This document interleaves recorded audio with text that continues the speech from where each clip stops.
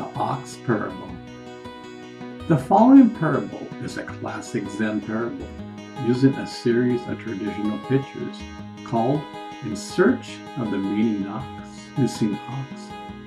I gathered this material from the book A Guide to Zen by Kazuki Kasuda. It is a wonderful book about the stages of enlightenment and the practice of Zen. This parable is the story through pictures the various stages of enlightenment.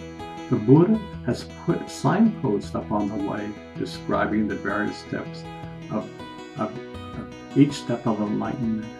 They are incredible benchmarks that we can use for our own spiritual development. It doesn't matter if you're a Buddhist or not. These are universal benchmarks. Starting for the search for the ox. The ox represent in Buddhist literature our true state of existence. Our existence is, was, and will always be. We are these natural laws that we're talking about. This is our true nature.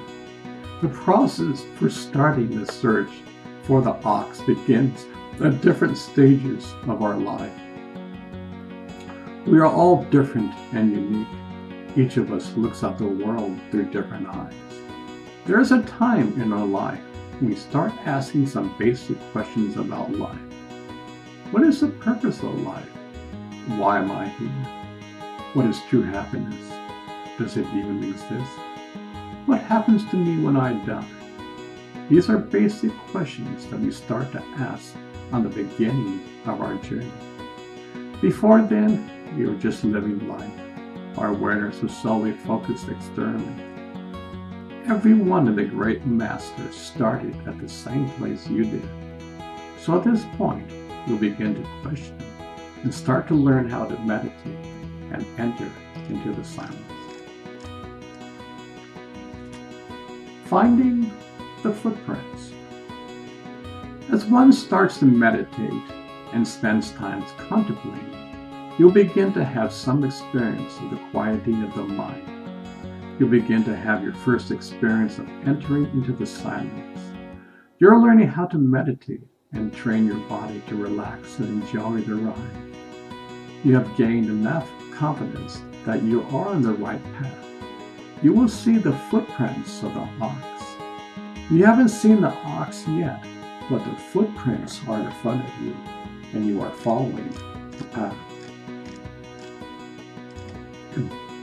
Catching a glimpse of the ox. In this stage, one begins to have a glimpse of the ox. One only sees the tail and footprints, yet it truly is an amazing experience. After meditating for some time, we begin to have spontaneous experiences out of nowhere.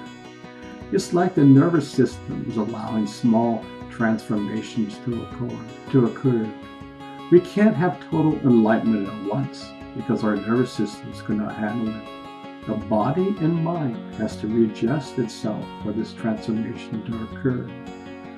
Without getting into too much detail, the nervous system will blow a circuit if this experience happened all at once.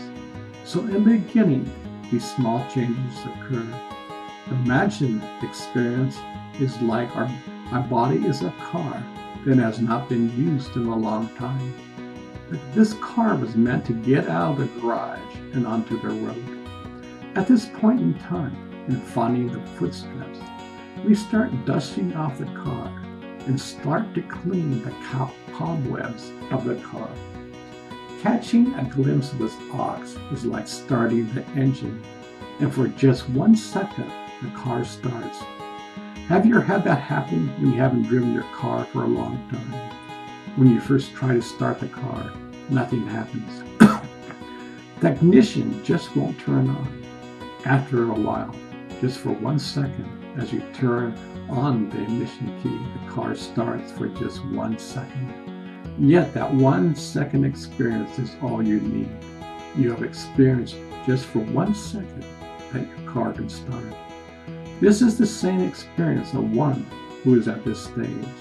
You begin to have experiences when you know your car has started. even just for 1 second. This gives you an inspiration to continue your practice.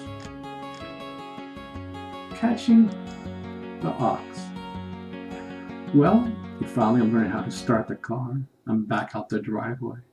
You're still definitely a beginning driver. Your experience has brought you to where you can catch the ox, but you can't hold on. It's like the beginning phase of driving your car. You have a tendency to weave all over the road. You don't have total control over your car. You experience happiness and joy in your meditation. Yet in the midst of that, there are periods of clouds covering inside of you. There is a shift in awareness, but you are learning how to control your mind and your emotions. Your meditation and contemplating is like cleaning your house, and the dust starts flying everywhere.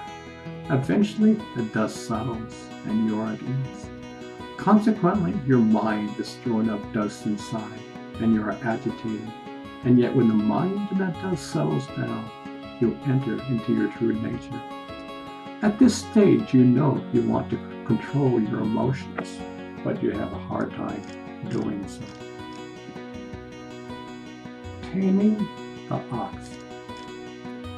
After a tremendous amount of house cleaning and throwing away a lot of junk, you begin to tame the ox. You can easily enter into silence. There is still afflictions that you are working on, but you have arrived where the wild animal of the mind has been tamed somewhat. Sure, you still have your problems to deal with, but you know you can enter into the silence. You begin to learn ways to fine-tune yourself. You began to put into practice these hidden laws. Riding the ox home. The ox is now tamed. It will go wherever you go. You don't even need to hold on to its reins. I'm most not definitely on this step. I've been meditating for many years, but I still have afflictions. I've yet not truly conquered my mind. I'm day by day progressing to this step. I'm so excited to be alive. By being in tune with these sacred laws, I'm fine-tuning myself. I see that the goal can be reached. Ox lost, you remain. In this state, enlightenment is forgotten. Any feelings or incredible states of mind are a burden. It's like watching a movie and not getting involved mentally or emotionally. It is said that in this state, they can hold on even for a second. Delay sets in. To be honest, I can sense that experience. I can taste it, yet that is not my present day state of awareness. Yet by tasting it, I know that one can have that experience. No ox, no you. In this stage, you and the ox have disappeared.